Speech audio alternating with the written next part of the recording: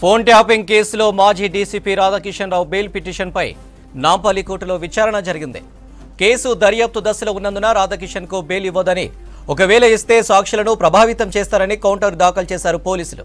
ఇప్పటికే మాజీ DSP judicial remand పూర్తయిందని, పోలీస్ కస్టడీ కూడా ముగిసిందని తెలిపారు పబ్లిక్ ప్రాసిక్యూటర్ ఉమామహేశ్వరరావు.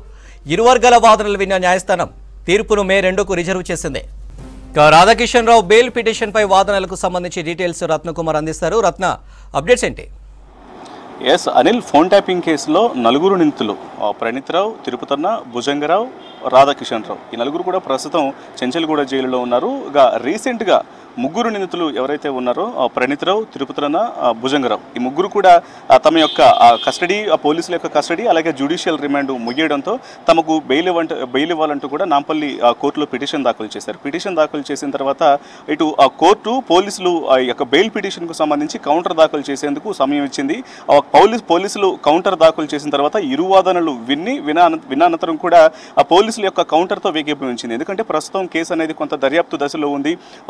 ఖచ్చితంగా వీళ్ళకు బెయిల్ ఇస్తే సాక్ష్యాలను తారుమారు చేసే అవకాశం ఉంటుంది, సాక్షులను ప్రభావితం చేసే అవకాశం ఉంటుంది. కాబట్టి ఈ ముగ్గురికి బెయిల్ ఇవ్వడానికి బెయిల్ ఇవ్వద్దు అంటూ కూడా ఇటు పోలీసుల తరపున ప్రత్యేకంగా నియమించినటువంటి స్పెషల్ పబ్లిక్ ప్రాసిక్యూటర్ సాంబశివరెడ్డి వాదనలు వినిపించడంతో ఆ వాదనలతో ఏకీభవించినటువంటి నాంపల్లి కోర్టు ధర్మాసనం ఇటు ముగ్గురు పిటిషన్లను కూడా అప్పుడు కొట్టివేయడం జరిగింది. ముగ్గురు నిందితులకు సంబంధించినటువంటి పిటిషన్లను కొట్టివేసింది. ఇక ఆ తర్వాత వీరు బెయిల్ పిటిషన్ దాఖలు చేసిన కొన్ని రోజులకే మరోవైపు మాజీ టాస్క్ ఫోర్స్ డీసీపీ రాధాకిషన్ రావు కూడా తన యొక్క జ్యుడిషియల్ రిమాండ్ అలాగే పోలీసుల యొక్క కస్టడీ ముగియడంతో పాటు తనకు కొంత అనారోగ్యపరమైనటువంటి ఇష్యూస్ ఉండటంతో తనకు బెయిల్ ఇవ్వాలంటూ కూడా నాంపల్లి కోర్టులో పిటిషన్ దాఖలు చేయడం జరిగింది.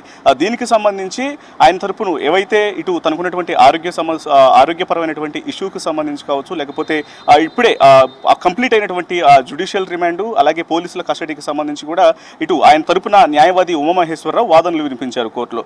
ఆ తర్వాత కోర్టు ఇటు పోలీసులకు కౌంటర్ దాఖలు చేసేందుకు కూడా సమయం ఇచ్చింది. ఆ తర్వాత పోలీసులు రాధాకిషన్ రావుకు బెయిల్ ఎందుకు ఇవ్వకూడదు అంటూ కూడా కొన్ని కౌంటర్ను దాఖలు చేశారు. కౌంటర్ను దాఖలు చేసిన తర్వాత ఇటు విరువాదనలు విన్నటువంటి కోర్టు ప్రస్తుతానికి ఇవాళ యొక్క వాదనలు జరిగాయి.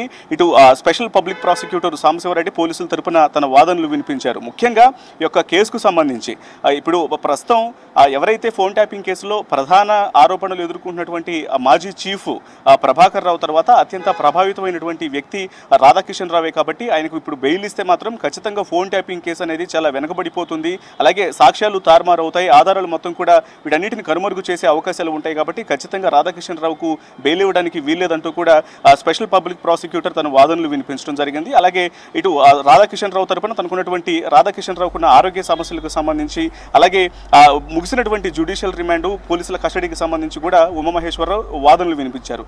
ఇక ఇరు వాదనలు విన్నటువంటి కోర్టు తీర్పును రిజర్వ్ చేసింది. మే 2వ తారీఖున తుది తీర్పును ప్రకటిస్తామంటూ కూడా తెలియజేసినటువంటి పరిస్థితి కనిపిస్తుంది. మొత్తానికి యొక్క ఇప్పటికే ముగ్గురు నిందితులకు సంబంధించినటువంటి బెయిల్ పిటిషన్లు కొట్టేయగా ఇప్పుడు రాధాకిషన్ రావుకు సంబంధించినటువంటి బెయిల్ పిటిషన్ ఇటు వాదనలకు సంబంధించి మే 2వ తారీఖున తుది తీర్పు ప్రకటించే అవకాశం ఉంది.